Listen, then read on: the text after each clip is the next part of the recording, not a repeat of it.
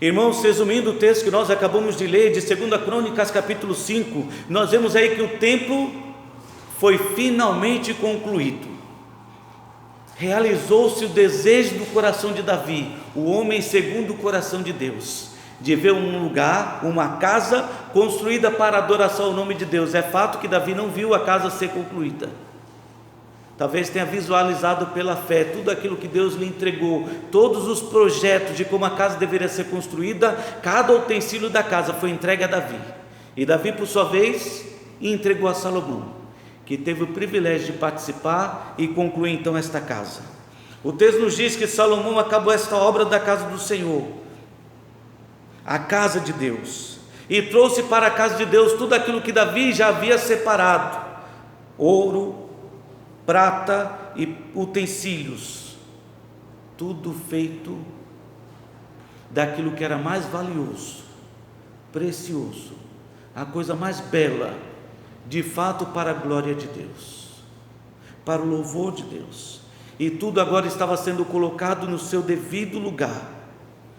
Então, quando tudo já está no seu devido lugar, olhando para o texto, nós percebemos que é neste momento que Deus enche aquele lugar com a sua presença.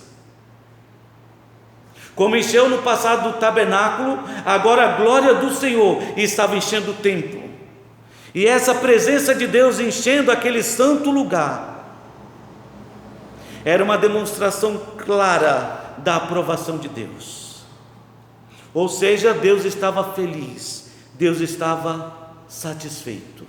É o que nós percebemos aí do versículo 11 até o versículo 14, no final desse texto, quando diz assim: quando saíram os sacerdotes do santuário, porque todos os sacerdotes que estavam presentes se santificaram sem respeitar os seus turnos, e quando todos os levitas que eram cantores, isto é, Asaf, Emãs, Jedutum e os filhos e irmãos deles, vestidos de linho fino, estavam de pé para o oriente do altar, com símbolos, alaúdes e harpas, e com eles até 120 sacerdotes que tocavam trombetas. E quando em uníssono, a um tempo, tocaram as trombetas e cantaram para se fazerem ouvir, para louvarem o seu rei, dele graças. E quando levantaram eles a voz com trombetas, símbolos e outros instrumentos músicos, para louvar o Senhor, porque o Senhor é bom, Ele é bom, porque a sua misericórdia dura para sempre. Então sucedeu que a casa, a saber, a casa do Senhor, se encheu de uma nuvem, de maneira que os sacerdotes não podiam estar ali para ministrar, por causa da nuvem, porque a glória do Senhor encheu a casa de Deus. Este foi um momento singular, extraordinário, maravilhoso, tão extraordinário que os sacerdotes preferiram sair daquele lugar da presença, porque ali estava a presença de Deus, confirmando que Deus estava satisfeito. Eles conseguiram alcançar o seu objetivo, agradar a Deus, serem aprovados por Deus. E nesse ponto se faz até necessário trazer para nossa mente, gravando em nossos corações esse entendimento, que é dever de todo cristão buscar exatamente isso, a aprovação de Deus, ser agradável a Deus. É importante até lembrar 2 Timóteo 2,15, que diz: procura apresentar-te a Deus, de que maneira? Aprovado. Precisamos buscar a aprovação de Deus. Infelizmente, como homens, nós estamos sempre preocupados com a aprovação de outros homens. Será que a roupa que eu estou vestindo é bonita? Ficou bem? E ficamos imaginando o que as pessoas vão imaginar, ou o que elas vão pensar a nosso respeito, vendo a maneira como estamos vestidos. E diga-se de passagem, certa vez ouvi uma pessoa comentar que as mulheres têm um dom nesse aspecto. Sempre que uma mulher encontra com outra, a primeira coisa que ela faz é filmar de cima a baixo, para ver se está tudo certo. E é natural. Talvez você não admita, mas você já fez. Você chega no primeiro encontro que você tem, você já olha e você avalia tudo. E nós nos preocupamos com o resultado da avaliação das pessoas a nosso respeito. Estamos preocupados se as pessoas vão aprovar a maneira como nos vestimos, a maneira como nós nos comportamos no ambiente de trabalho, na escola onde nós estamos sempre nos preocupando com o que as pessoas vão pensar de nós, mas esquecemos de nos preocupar com a única avaliação que deveria importar para as nossas vidas: o que Deus pensa. Se diante de Deus nós estamos sendo aprovados ou reprovados, se Deus está se agradando de nós ou não, essa deveria ser a nossa preocupação.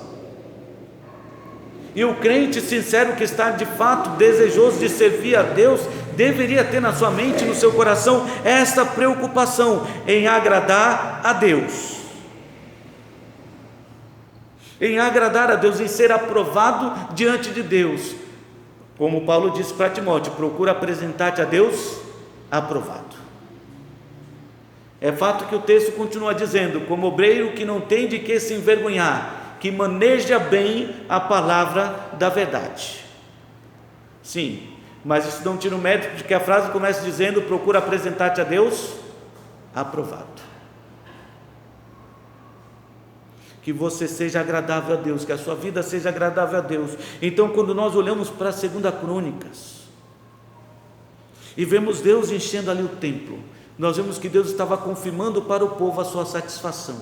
Deus estava feliz e Deus estava aprovando ali a sua nação, o seu povo, o povo de Israel.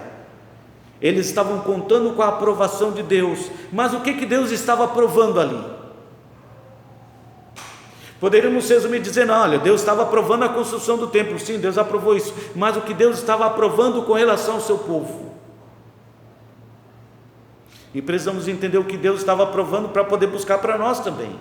Se eles foram aprovados e nós desejamos também ser agradáveis a Deus, ser aprovados por Deus, precisamos seguir o exemplo deles. O que foi que eles fizeram que Deus aprovou? Tem a primeira coisa que Deus aprovou com relação ao seu povo neste texto de 2 Crônicas capítulo 5, foi a disposição do coração do povo. A disposição do coração do povo, porque com uma só alma, uma só mente, o povo estava agindo motivado como um só coração na presença de Deus. E você nota isso aí a partir do versículo 2 até o versículo 6, você vê aí que congregou Salomão os anciãos, ele convocou para junto de si os anciãos de Israel e todos os cabeças das tribos, os príncipes das famílias dos israelitas em Jerusalém, para fazerem subir a arca da aliança do Senhor, da cidade de Davi, que é Sião, para o templo.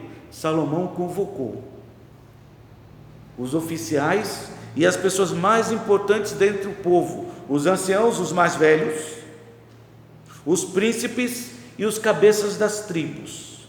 Foram estes aqueles que primeiramente foram convocados. Mas embora ele tenha convocado, poderíamos dizer assim, apenas a elite, o versículo 3 nos diz que não foi apenas a elite que correspondeu.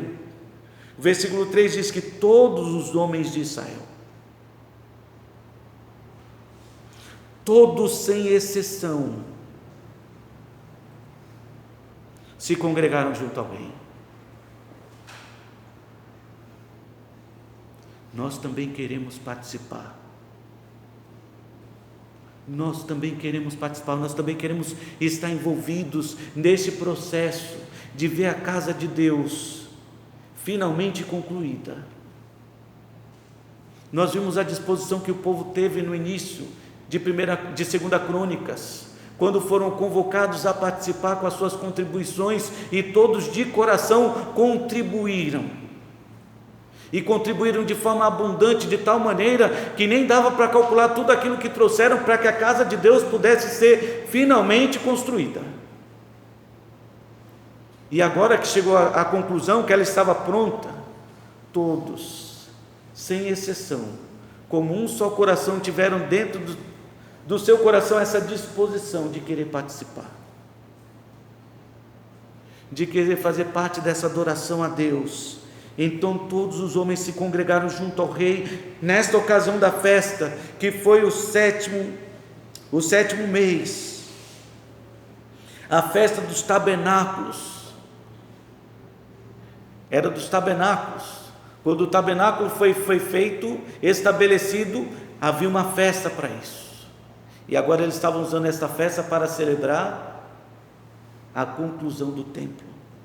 Mas lá estavam todos juntos, festejando na presença de Deus. Vieram todos os anciãos de Israel, versículo 4. Os levitas tomaram a arca e levaram ela para cima com a tenda da congregação e também os utensílios sagrados que nela havia. Os levitas sacerdotes é que os fizeram. O rei Salomão e toda a congregação de Israel que se uniram a ele estavam diante da arca, sacrificando ovelhas e bois, que de tão numerosos não se podiam contar. Você consegue imaginar isso? O povo estava eufórico.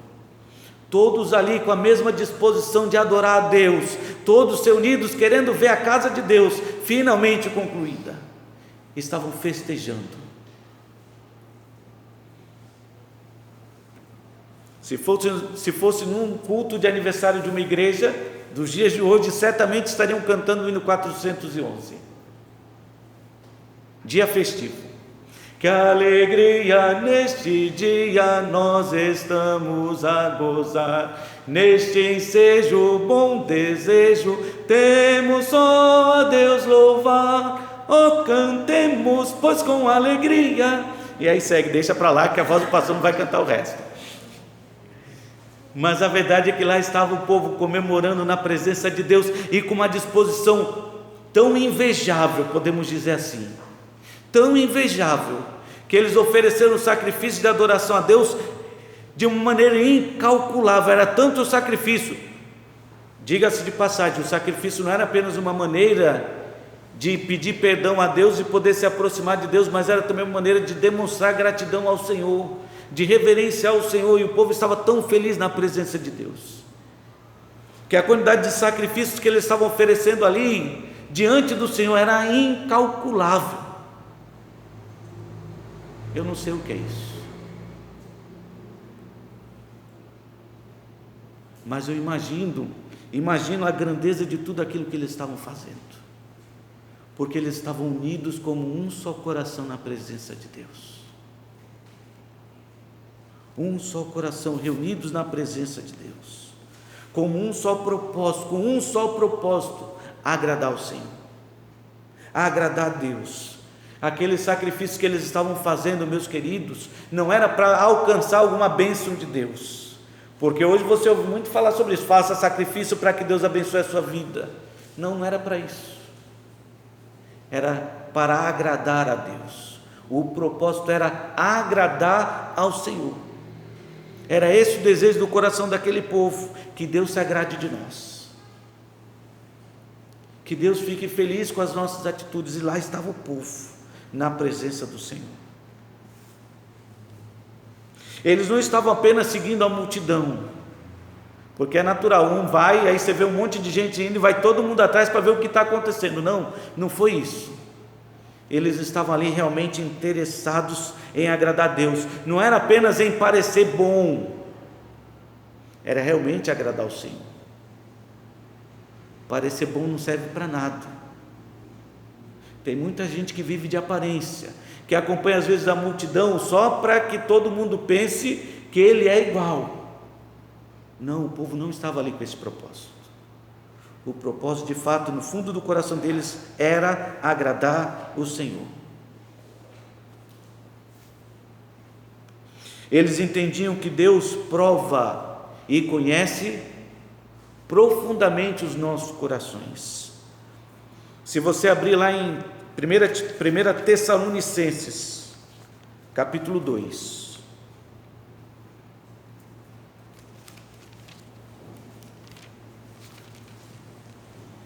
você vai perceber exatamente isso, onde Paulo está informando os irmãos, ou lembrando os irmãos, que Deus ele prova os nossos corações.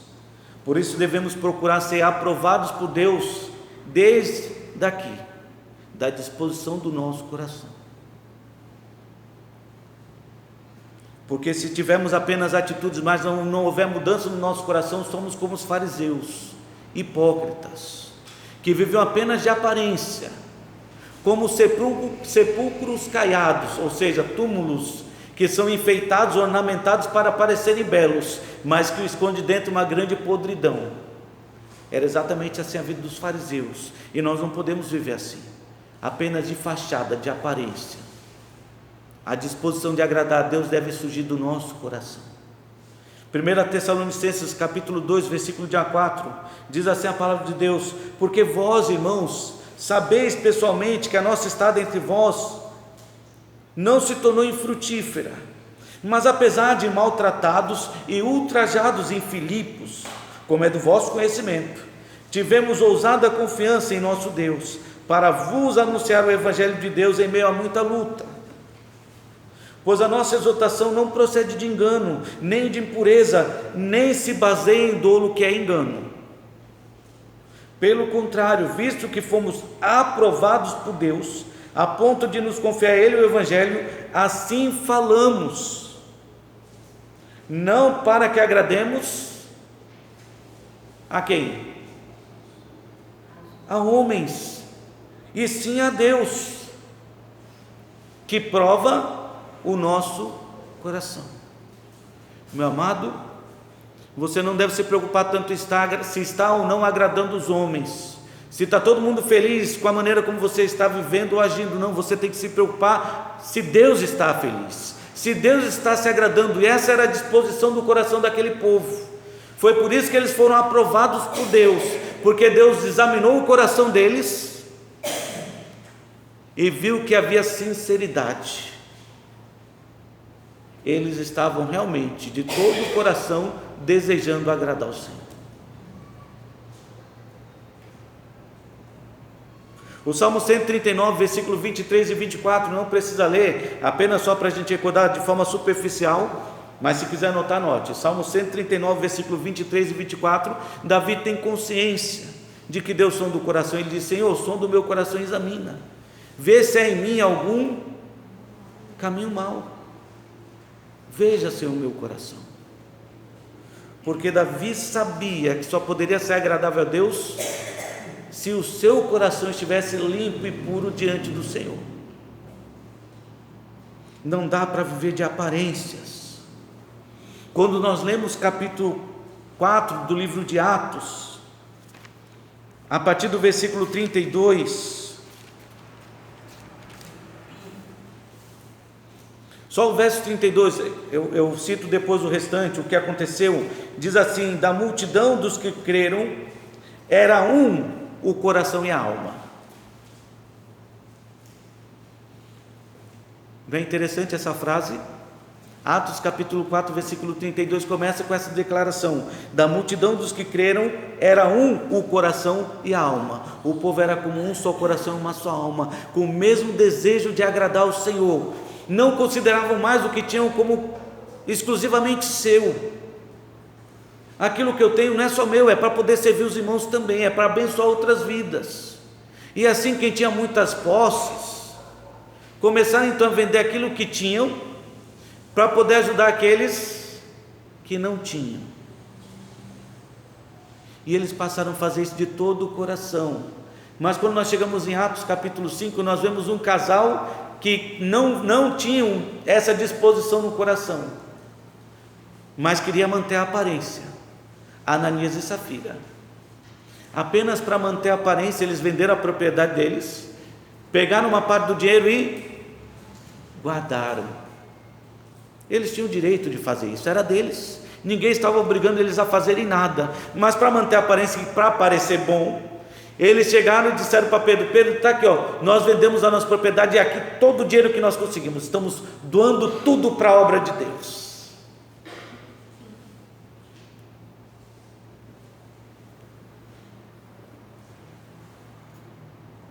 Às vezes há pessoas com as quais nós nos deparamos, que elas fazem questão de fazer exatamente isso.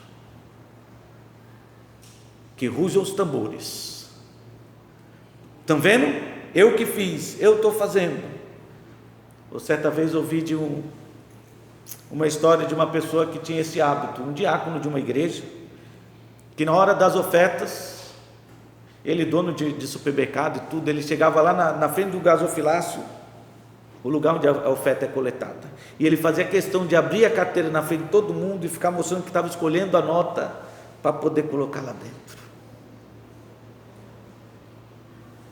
Meus queridos, parecer bom não serve para nada, porque Deus conhece o nosso coração. Foi assim que Jesus, falando já de gasofilácio, ele se aproximou de um dentro do templo e viu as pessoas que estavam depositando, e todos tiravam daquilo que muito tinham uma oferta generosa, até que veio uma viúva e depositou aquilo que tinha, apenas 2 moedas. E ele pergunta para os seus discípulos qual deles doou mais. Porque ele conhecia o coração. Ela deu tudo aquilo que ela tinha para Deus. E é claro que com isso não quero transmitir a ideia errada para vocês, de que Deus está mandando você dar tudo aquilo que você tem e colocar no gasofilácio de uma igreja. Não. Deus não está aqui para tirar o que você tem, porque Deus não precisa da sua casa, Deus não precisa do seu carro, Deus não precisa do seu salário, Deus não precisa. A obra de Deus, sim, é sustentada com aquilo que nós compartilhamos. Mas o que Deus olha não é o que você está dando, mas a disposição do seu coração. Não é o valor, é isso aqui. É isso aqui.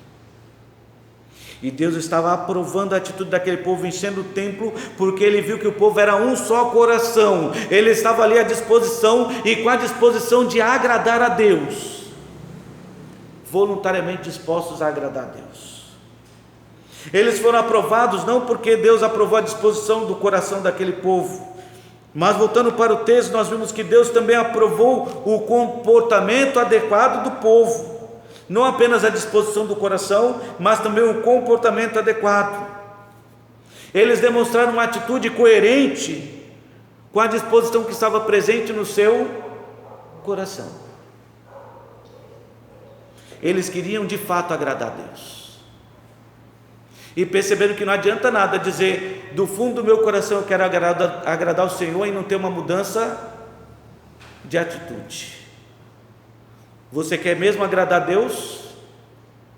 Então mostra, porque a fé sem as obras ela é morta. Não dá para ver. Você diz que tem fé, não dá para ver a sua fé, então mostra. Até onde vai a sua fé? Então nós vemos a partir do versículo 6, mais uma vez, 2 Crônicas, capítulo 5, a partir do verso 6, o rei Salomão e toda a congregação de Israel que se uniram a ele, estavam diante da arca, sacrificando ovelhas e bois, que de tão numerosos não se podiam contar. O que nós percebemos aí nesse primeiro verso é que eles estavam buscando intensamente e massivamente significa todos, o perdão de Deus. Todos estavam procurando o perdão de Deus, a reconciliação com Deus, se aproximar de Deus naquele momento. Eles estavam dizendo: Senhor, aqui estão nossas vidas e nós queremos te servir. E como é que eles podiam demonstrar isso? Através dos sacrifícios. Para se aproximar de Deus naquela época era necessário sacrifício. Hoje não precisa mais, porque o sacrifício já foi feito de uma vez por todas e de forma poderosa pelo Senhor Jesus Cristo.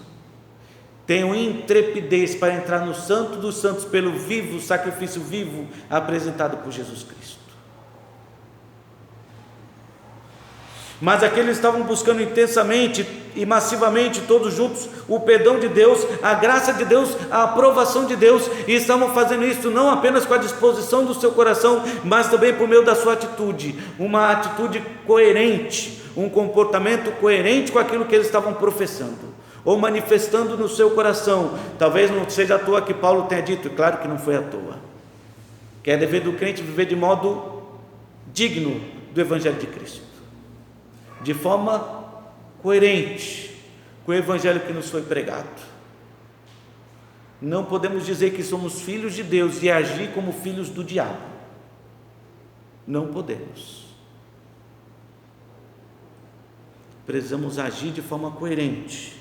E o povo estava agindo assim, de forma coerente, não apenas oferecendo ali o seu sacrifício, mas no verso 7, nós vimos que eles estavam mantendo o zelo, seguindo à risca os princípios estabelecidos por Deus. Puseram os sacerdotes a arca da aliança do Senhor no seu lugar, no santuário mais interior do templo, no santo dos santos, debaixo das asas dos querubins. Os sacerdotes foi quem trouxeram a arca, foram eles que carregaram a arca sobre os ombros, os levitas sacerdotes.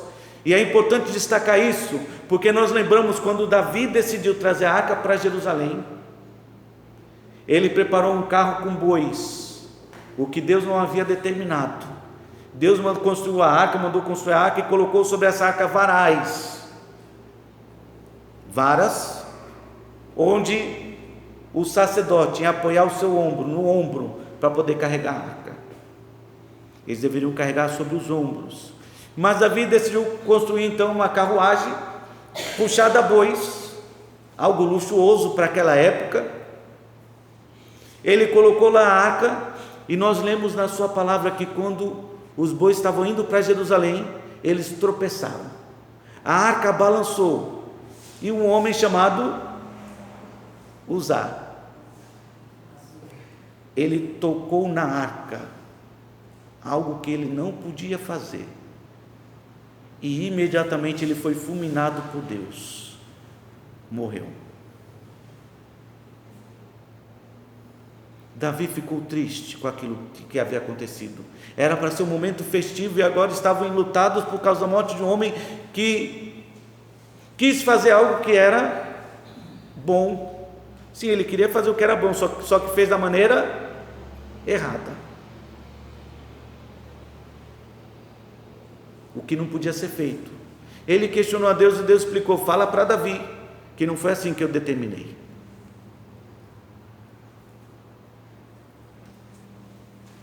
Mas aqui eles aprenderam a lição,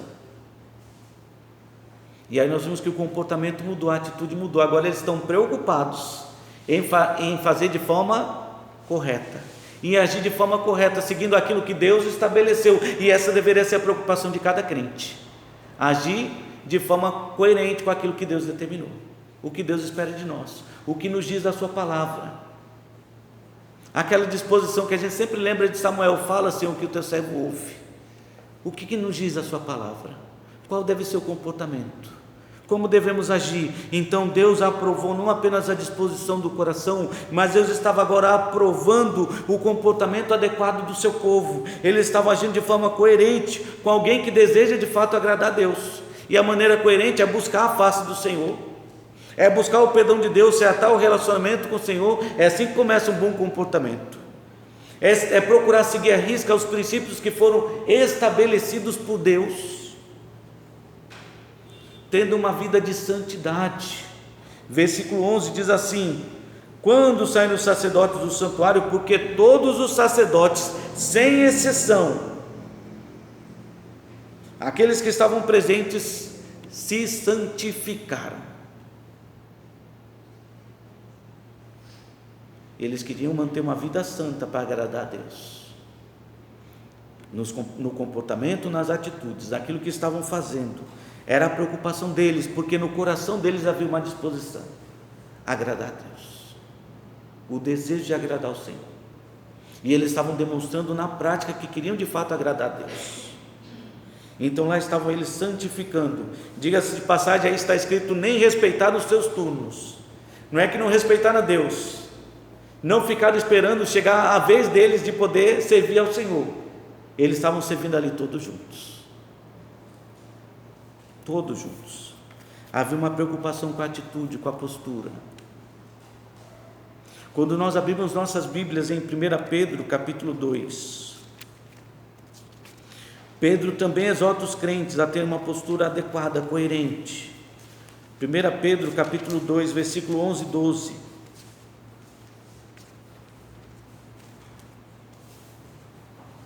Amados, exorto-vos como peregrinos e forasteiros que sois, a vos absterdes das paixões carnais que fazem guerra contra a alma, mantendo exemplar o vosso procedimento no meio dos gentios, para que naquilo que falam contra vós outros, como de malfeitores, observando-vos em vossas boas obras, glorifiquem a vosso Pai que está nos céus.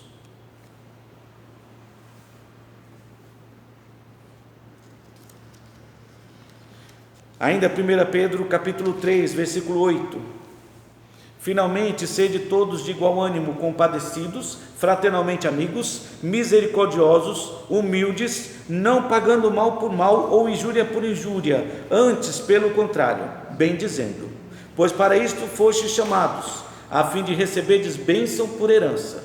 Pois quem quer amar a vida e ver dias felizes, refreia a língua do mal e evite que os seus lábios falem dolosamente. Aparte-se do mal, pratique o que é bom, busque a paz e empenhe-se por alcançá-la, porque os olhos do Senhor repousam sobre os justos e os seus ouvidos estão abertos às suas súplicas, mas o rosto do Senhor está contra aqueles que praticam males.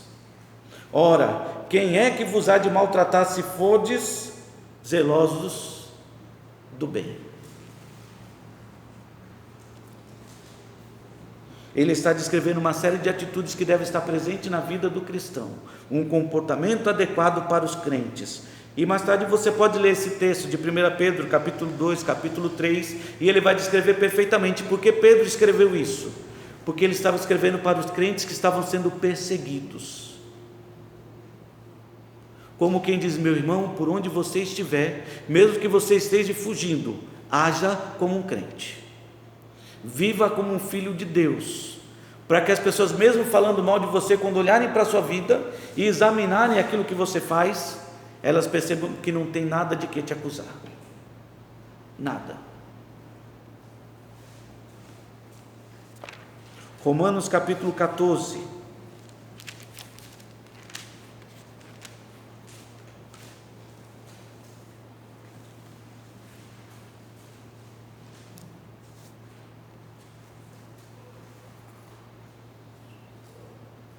Ele também vem descrever uma série de atitudes. Versículo 3 diz assim: não julguemos mais uns aos outros, e começa a falar de comportamentos. Aí chega no versículo 18, ele diz assim: aquele que deste modo serve a Cristo é agradável a Deus e aprovado pelos homens. Então, meus queridos, nós vemos ali que o povo de Israel teve a graça de ver o templo ser cheio da glória de Deus, e teve essa graça porque foram aprovados por Deus. Eles foram aprovados porque Deus aprovou a disposição do seu coração. Eles foram aprovados porque Deus aprovou o comportamento adequado do seu povo. E eles foram aprovados porque Deus também aprovou o louvor e a adoração do seu povo. Versículo 11 a 14, 2 Crônicas capítulo 5. Quando saíram os sacerdotes do santuário, porque todos os sacerdotes que estavam presentes se santificaram, sem respeitar os seus turnos, e quando todos os levitas que eram cantores, isto é, Asaf, Emã, Jedutum, e os filhos e irmãos deles, vestidos de linho fino, estavam de pé para o oriente do altar, com símbolos, alaúdes e harpas, e com eles até 120 sacerdotes que tocavam as trombetas, e quando em uníssono, a um tempo, tocaram as trombetas e cantaram para se fazerem ouvir, para louvarem o Senhor e render-lhe graças, e quando levantaram eles a voz com trombetas, símbolos e outros instrumentos músicos, para louvarem o Senhor, porque Ele é bom, porque a sua misericórdia dura para sempre, então sucedeu que a casa, a saber, a casa do Senhor, se encheu de uma nuvem, de maneira que os sacerdotes não podiam estar ali para ministrar, por causa da nuvem, porque a glória do Senhor encheu a casa do Senhor. Podemos perceber aí que o louvor foi o ápice, o momento especial em que Deus encheu o templo, foi só depois que o povo louvou ao Senhor. Ele manifestou na presença de Deus o seu amor, a sua gratidão e a sua devoção a Deus. Nós já aprendemos sobre isso, que o louvor é importante porque ele expressa isso para Deus, o nosso amor, a nossa gratidão e a nossa devoção ao Senhor. Então, quando o povo chegou neste momento, demonstrando não apenas o seu coração, mas as suas atitudes, louvando e se derramando em louvor diante de Deus, foi nesse exato momento em que o templo começou a se encher de nuvens e a glória do Senhor encheu aquele santo lugar. Então você pode perceber que naquele momento exato, em que o louvor e a adoração estava sendo completada com hinos e cânticos, foi que Deus se manifestou. Porque naquele momento a boca estava professando do que estava cheio o coração. Foi isso que Jesus nos ensinou: a boca fala do que está cheio o coração. E o povo estava louvando a Deus porque o seu coração estava cheio de vontade de agradar a Deus. Diferente do que nós vamos ver mais para frente lá em Isaías capítulo 29, 13 a 14, quando Deus se preocupa com o povo e Ele diz a respeito do povo: esse povo me honra com os lábios, mas o coração está longe de mim.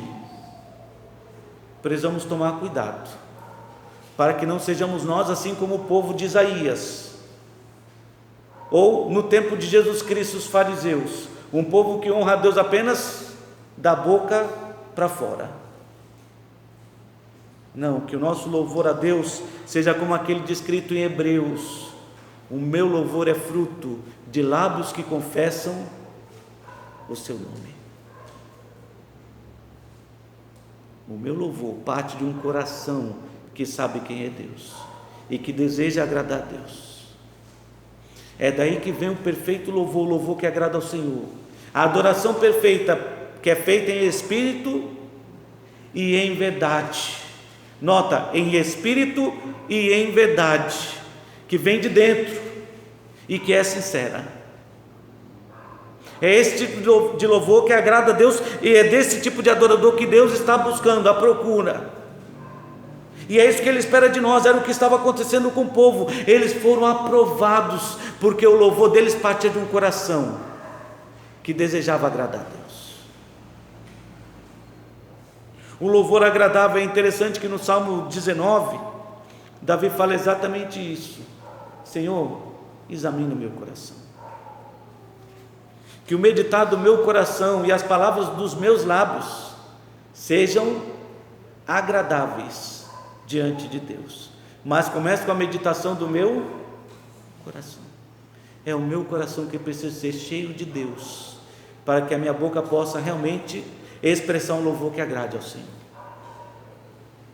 E o povo aqui estava envolvido em 2 Crônicas, como nós podemos ver, em uma adoração perfeita a Deus, porque partia de um coração que desejava agradar ao Senhor. Efésios capítulo 5 nos mostra o quanto é importante para poder promover um louvor que agrade a Deus, que seja aprovado pelo Senhor. Como é importante andar na presença de Deus, como é importante andar cheio do Espírito Santo de Deus.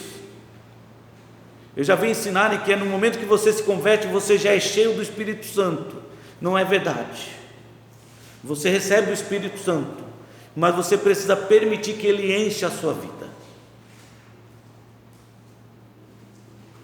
Se fôssemos cheios, não haveria necessidade da palavra de Deus dizer: enchei-vos do Espírito. Nem haveria necessidade da própria palavra dizer: não extinguais o Espírito. Precisamos buscar ter uma vida cheia do Espírito, andando na presença de Deus, para que possamos dar a Deus o louvor que Ele merece. Efésios capítulo 5, versículo 18 diz assim: e não vos embriagueis com vinho, no qual há dissolução, mas enchei-vos do Espírito. Conseguimos entender isso porque na nossa sociedade a gente diz que encontramos um bar em cada esquina, porque as pessoas procuram satisfação da sua alma na bebida e não percebem que o único que pode trazer satisfação para o nosso coração é o Espírito Santo de Deus habitando em nossas vidas. Então ele diz: não vos embriagueis com vinho, no qual há dissolução, mas enchei-vos do Espírito. De que maneira? Falando entre vós com salmos, entoando e louvando de coração ao Senhor, com hinos e cânticos espirituais. Só dá para cantar cânticos espirituais, hinos espirituais, se você está cheio do Espírito, senão não dá. E é interessante, louvando de coração ao Senhor, parte daqui, dando sempre graças por tudo a nosso Deus e Pai, em nome do Senhor Jesus Cristo, sujeitando-vos uns aos outros no temor do Senhor. É perfeito. Aí está um resumo de um louvor que agrada a Deus, que é aprovado por Deus. Ele parte do nosso coração e é motivado pela presença do Espírito, pelo andar constante com Deus, dia a dia com o Senhor. Então, voltando para 2 Crônicas, Deus aprovou o seu povo, encheu o templo. Deus aprovou o coração, Deus aprovou o comportamento, Deus aprovou o louvor do seu povo. Então, diante disso, eu quero que você pense na sua palavra, que nos desafia a examinar nossas vidas para que possamos também ser agradáveis ao Senhor. Em 2 Coríntios capítulo 10, versículo 17 e 18, Paulo diz assim: aquele porém que se gloria, glorie-se no Senhor, porque não é aprovado quem a si mesmo se louva, e sim aquele que é louvado pelo Senhor. Tem muito crente que acha que está andando tudo bem, está super bem, mas o coração não tem disposição para agradar a Deus. As atitudes não demonstram essa disposição, e mesmo quando cantam, o hino soa vazio, sem vida. Não é à toa que tem tanto crente que chega na igreja e começa a cantar o hino. Vixe, esse hino, só canta hino. Você já percebeu? Tem igreja que tem que ter novidade toda semana, porque os mesmos hinos não podem, não dá para servir a Deus, para louvar a Deus. O problema não está no hino, o problema está onde? No coração. É verdade que às vezes nós cantamos mal, a culpa não é do hino, mais uma vez eu digo, a culpa talvez seja um pouco da nossa falta de afinação, o entrosamento. Às vezes a gente está tanto tempo sem cantar, né? não lembra muito bem a melodia do hino, mas a culpa não é do hino. Mas embora você cante mal por ser desafinado, eu digo para você: louve, porque o que vai importar para Deus não é se você foi o mais afinado de todos. O que vai importar a Deus é se esse hino que você cantou partiu de onde? Do seu coração. É isso que Deus vai examinar. Então ele diz aqui: olha, não fique orgulhoso, viu? Achando que você é um super crente, porque você canta super afinado, canta super bem. Se Deus olha para o seu coração e vê que está faltando. Parece aquela mensagem que o rei Belsazar recebeu. Se não me falha, o rei Belsazar, né? Que ele estava festejando num grande banquete, e de repente ele viu uma mão escrevendo na parede: Mene, Mene, Tekel, Pasquim. E foi traduzir, perguntar quem podia traduzir, ninguém entendia aquilo. Então foi chamado Daniel, e a tradução foi que Deus pesou o seu reino, pôs numa balança e foi achado em falta. Meu irmão, tome cuidado, para que a sua vida não seja como a desse rei. Ao ser colocado numa balança, Deus diga: está em falta, está faltando alguma coisa. 2 Coríntios ainda capítulo 13, versículo 5 diz assim: examinai-vos a vós mesmos se realmente estáis na fé, provai-vos a vós mesmos, ou não reconheceis que Jesus Cristo está em vós? Se não é, que já estáis reprovados. Irmão, examine então a sua vida. Para e pense: a vida que você está levando agrada a Deus? A disposição do seu coração é para agradar mesmo a Deus? Porque isso, a disposição do seu coração e as atitudes que você demonstra, que você pratica demonstrando o que está dentro do seu coração, é que vai levar você a prestar um louvor que agrada ao Senhor. E aí, quem sabe, nós tenhamos o privilégio, o prazer, a grande satisfação, não de ver Deus enchendo o templo, mas Deus enchendo nossas vidas, e sermos então cheios da presença de Deus e abençoados pelo Senhor. Que essa palavra toque as nossas vidas, mude os nossos corações e nos leve a viver para Deus, dando a Deus um louvor que lhe seja agradável. Que Deus nos abençoe.